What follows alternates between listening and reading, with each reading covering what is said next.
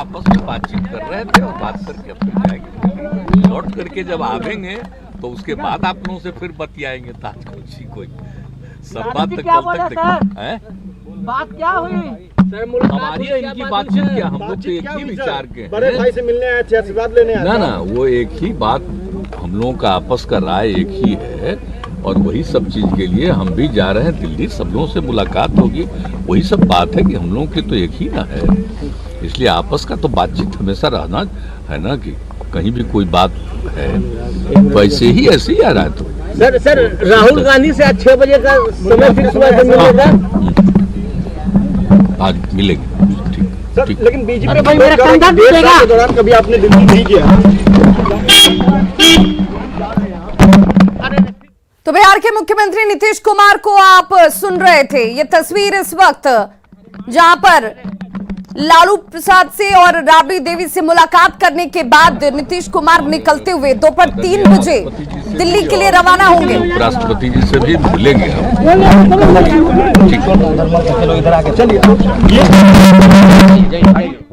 तो 3 बजे दोपहर को रवानगी होगी नीतीश कुमार की पटना से दिल्ली के लिए। लेकिन एजेंडा सिर्फ एक कि विपक्ष को एकजुट किया जाए। और वहां मुलाकात किसके साथ होने वाली है, इस बात का जवाब भी उन्होंने दिया कि शाम के 6 बजे राहुल गांधी से मुलाकात होगी। 7 सितंबर को भी कार्यक्रम है जिसमें राष्ट्रपति के साथ मुलाकात करने को लेकर के बातों को रखते हुए नजर आए। उन्होंने कहा कि शरद पवार, सीएम केजरीवाल से भी कल मुलाकात करने वाले हैं। वो कुमारस्वामी, अखिलेश यादव से भी सीएम नीतीश कुमार की मुलाकात होगी, यानी विपक्ष को एकजुट करने को लेकर के ये तमाम तैयारियां और कवायद हैं, जिसे लेकर आज रवानगी से पहले वो पहुंचे लालू प्रसाद से मिलने के लिए, राबड़ी देवी से मिलने के लिए। और उसके बाद उन्होंने कहा कि सभी का सिंगल एजेंडा है, सभी इस बात पर सहमत है और उसी बातचीत को लेकर चर्चा की गई। दिल्ली जाने से पहले लालू प्रसाद से मुख्यमंत्री नीतीश कुमार ने मुलाकात की, बातचीत हुई और बातचीत के बाद वो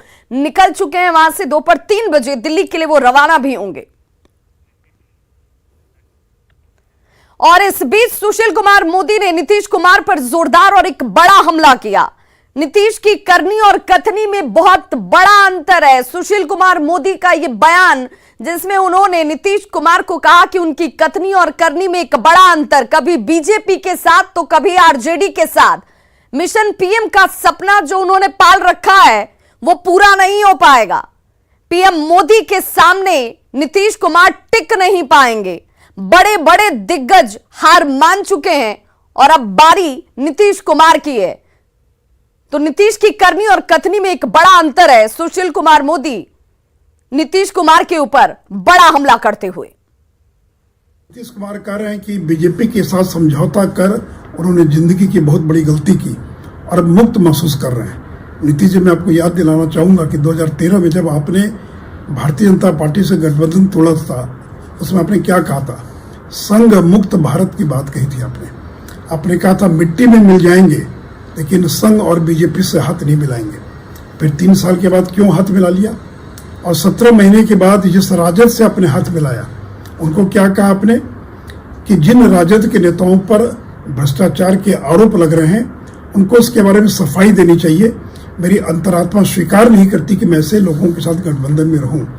और आप जिस मिशन में लगे हैं कि बीजेपी को अपदस्थ कर देंगे, सारे विपक्ष को एकजुट करेंगे, तो इस मिशन में तो केसीआर फेल कर गए, ममता बनर्जी फेल कर गई, शरद पवार फेल कर गए, आपको भी फेल होना अवश्यंभावी है। कोई भी नरेंद्र मोदी का कितना भी प्रयास कर ले, कोई मुकाबला नहीं कर सकेगा।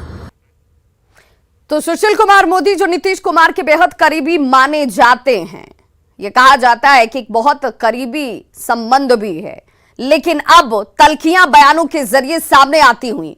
नीतीश की दिल्ली यात्रा पर सियासत की शुरुआत भी हो चुकी है। बीजेपी ये कह रही है कि नीतीश का सपना कभी पूरा नहीं होगा, वहीं सत्ता पक्ष ये कह रहा है कि नीतीश कुमार विपक्षी एकजुटता के वाहक बनेंगे। बिहार से जो राजनीति की बयान निकली है वो पूरे देश में परिवर्तन का आधार बनेगा। और आज माननीय मुख्यमंत्री श्री नीतीश कुमार जी विपक्षी दलों की एकता के लिए जो दिल्ली जा रहे हैं, उनका यह अभियान पूरी तरह से सफल रहेगा। बिहार में तो विपक्ष एक हो चुका है। सारे गैर भाजपा दल बिहार में एक हो गए और नतीजा बिहार भाजपा मुक्त हो गया। भाजपा सत्ता से बाहर चली गई। भारतीय जनता पार्टी इस बात को बहुत अच्छे से जानती है कि देश में विपक्ष एक हो गया तो उनके लिए 100 का आंकड़ा भी जादुई आंकड़ा हो जाएगा। आदरणीय मुख्यमंत्री नीतीश कुमार जी आज से 3 दिवसीय दौरे पर नई दिल्ली जा रहे हैं और अपने संकल्प और लक्ष्य के मुताबिक देश में जो महागठबंधन दल के शामिल नेता हैं उनसे मुलाकात करेंगे और मुलाकात के बाद अपने लक्ष्य के मुताबिक भारतीय जनता पार्टी और नरेंद्र मोदी को केंद्र की सरकार से हटाना ही एकमात्र उद्देश्य है। उस उद्देश्य की पूर्ति के लिए आदरणीय नीतीश कुमार जी अपना लक्ष्य और संकल्प के आधार पर आगे काम करेंगे। आज बिहार के मुख्यमंत्री श्री नीतीश कुमार जी जा रहे हैं दिल्ली में विपक्षी एकत्रीकरण के लिए। जो व्यक्ति अपने पार्टी को एकत्रित नहीं रख सका, जो पार्टी को टूट के कगार पर छोड़ दिया है, जो व्यक्ति में उनके पार्टी के लोग विश्वास नहीं करते हैं, उनके अन्य प्रदेशों के लोग उन पर विश्वास नहीं करते हैं, उनके चाल चेहरा और चरित्र और सत्तालोलुपता की राजनीति को सब लोग पसंद नहीं कर रहे हैं, उस व्यक्ति का एकत्रीकरण कितना सफल होगा ये आने वाला वक्त ही बताएगा। तो दिल्ली के 3 दिवसीय दौरे पर नीतीश कुमार आज रवाना होंगे और मिशन है 2024 और इस मिशन 2024 को लेकर राहुल गांधी के साथ नीतीश कुमार की मुलाकात आज होने वाली है। शाम के 6 बजे राहुल गांधी से मुलाकात करते हुए नीतीश कुमार नजर आएंगे। शरद पवार और केजरीवाल से भी उनकी मुलाकात होगी। कल मुलाकात करेंगे नीतीश कुमार और साथ ही साथ कुमारस्वामी, अखिलेश यादव की बात कर लीजिए। ये वो तमाम चेहरे और नाम है जहां इन सभी को एक साथ एक प्लेटफॉर्म पर लाकर खड़ा करना नीतीश कुमार के इस मिशन 2024 का हिस्सा है। मुलाकात इसी दृष्टिकोण से होने वाली है जिसमें अखिलेश यादव से आगे बढ़ते हुए सीताराम येचुरी, डी राजा से भी मुलाकात की जाएगी। लेकिन आज शाम 6 बजे जो सबसे पहली मुलाकात होगी वो राहुल गांधी के साथ होने वाली है। तो नीतीश कुमार के दिल्ली दौरे पर पूर्व पथ निर्माण मंत्री नितिन नवीन ने तंज कसते हुए कहा कि पिछले 1.5 वर्ष के दौरान सीएम नीतीश कुमार एक बार भी बिहार के विकास कार्य को लेकर दिल्ली का दौरा करते नजर नहीं आए थे, लेकिन आज अपनी उस महत्वाकांक्षा के लिए वो दिल्ली की दौड़ लगा रहे हैं।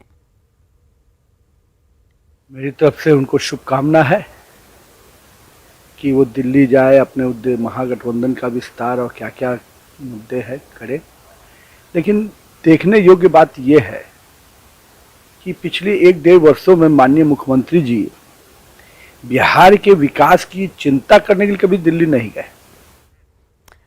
तो चलिए आपको सीधे लिए चलते हैं झारखंड और झारखंड विधानसभा में विश्वास मत को लेकर जो प्रस्ताव हेमंत सोरेन की तरफ से रखा गया था, इस वक्त वोटिंग होती हुई ये तस्वीरें सीधी आपके सामने। तो झारखंड की सियासत के लिहाज से आज का दिन बहुत बड़ा और इस सियासी संकट के बीच विधानसभा में 1 दिवसीय सत्र आज और इसी सत्र में मुख्यमंत्री हेमंत सोरेन की तरफ से विश्वास मत का प्रस्ताव रखा गया जिसमें बीजेपी की तरफ से, विपक्ष की तरफ से जोरदार हंगामा किया गया। इस वक्त ये वोटिंग टीवी सदन की शुरुआत जैसे हुई सीएम हेमंत सोरेन ने विश्वास मत पेश किया और इसी विश्वास मत को पेश करने के साथ विपक्ष का जोरदार हमला भी शुरू हो जाता है। पक्ष में 47 मत प्राप्त हुए, प्रस्ताव के विपक्ष 48 मत प्राप्त हुए और प्रस्ताव के विपक्ष में 0 मत प्राप्त हुए। तो पक्ष में प्रकार यह सभा 48 मत पड़े हैं जबकि ये प्रस्ताव विपक्ष में 0। सभा का कार्रवाई अनिश्चित काल के लिए स्थगित की जाती है। तो अध्यक्ष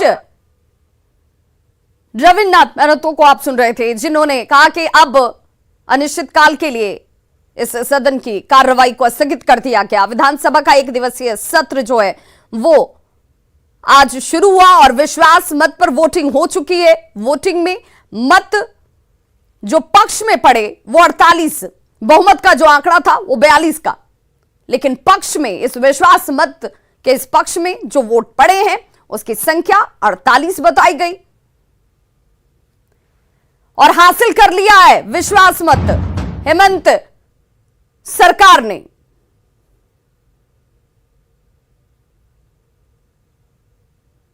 तो झारखंड विधानसभा का एक दिवसीय सत्र और इस सत्र में हेमंत सोरेन ने विश्वास मत हासिल कर लिया है। हेमंत सोरेन ने यह विश्वास मत हासिल किया और पक्ष में जो मत पड़े हैं वो 48 मत पक्ष में पड़े हैं और आपको जानकारी कि 42 मत जो थे वो जादुई आंकड़ा यहां विश्वास का, ताकत का और पक्ष में जिस विश्वास मत के पक्ष में यहां पर वोटिंग कराई गई वो 48 मत पक्ष में पड़े जबकि विपक्ष में 0 मत पड़ा है। और यह बड़ी जानकारी आपको बताते चलें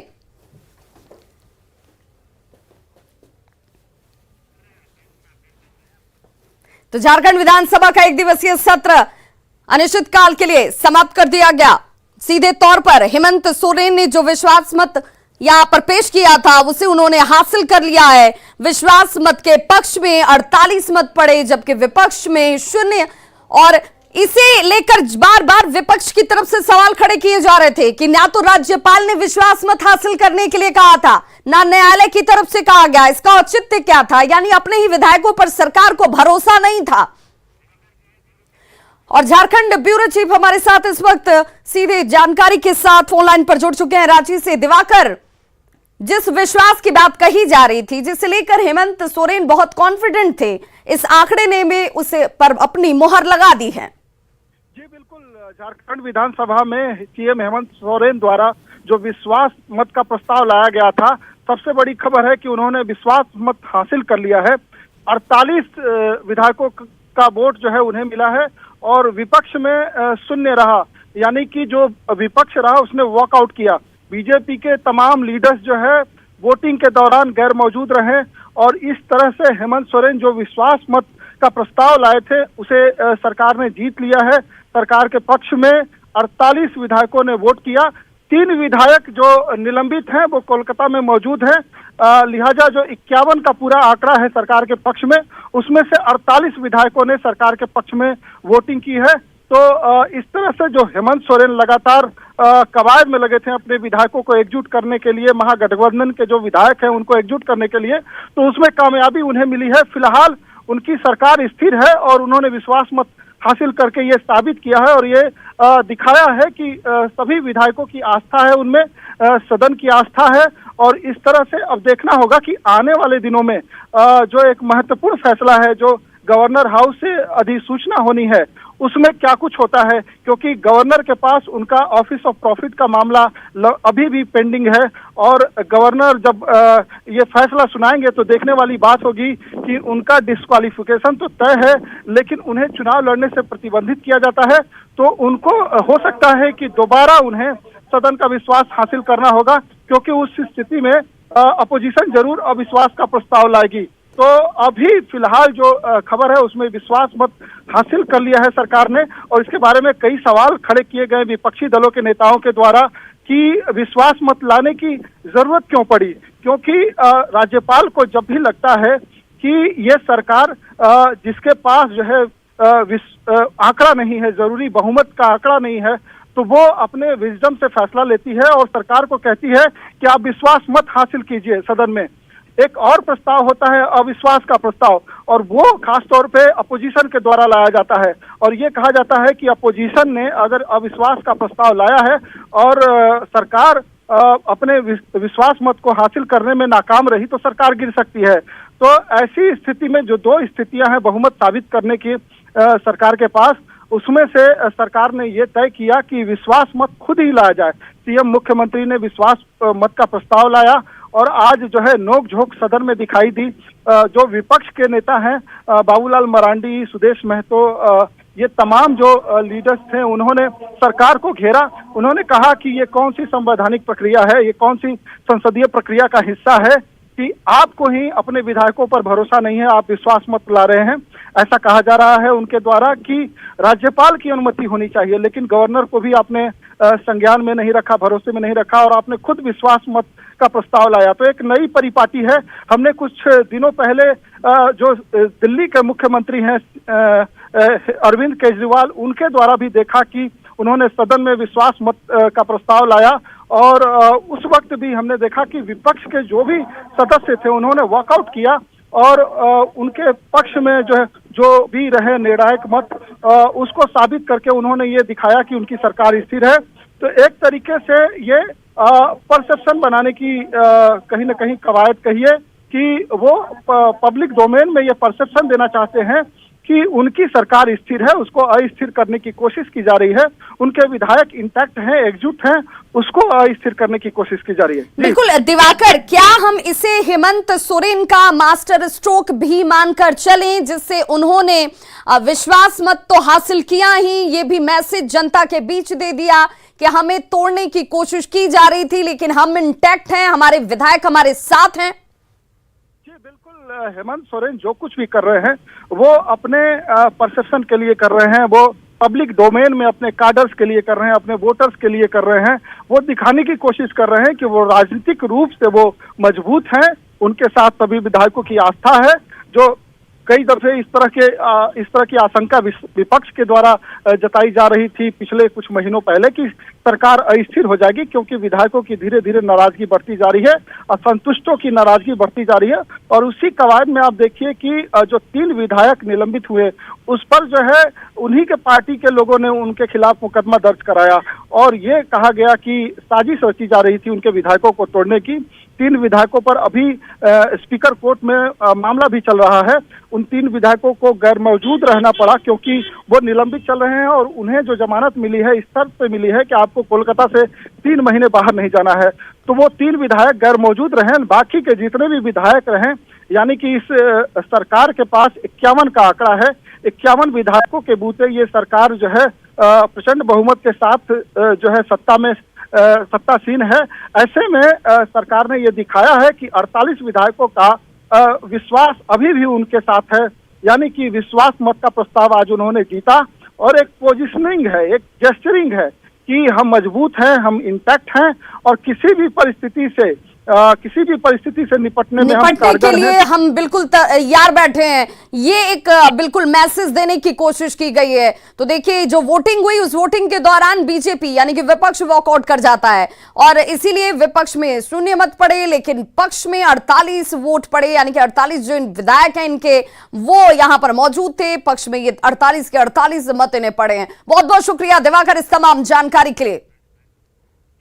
एक बार फिर से रुक करते बिहार की खबरों की तरफ। तो दानापुर के शेरपुर में बड़ा नाव हादसा हुआ। पशुओं के लिए चारा लाने जा रही एक नाव पर 55 लोग सवार थे, जिसमें से 44 लोगों को स्थानीय लोगों ने बाहर निकाल लिया, लेकिन अभी भी 10 लोग लापता हैं।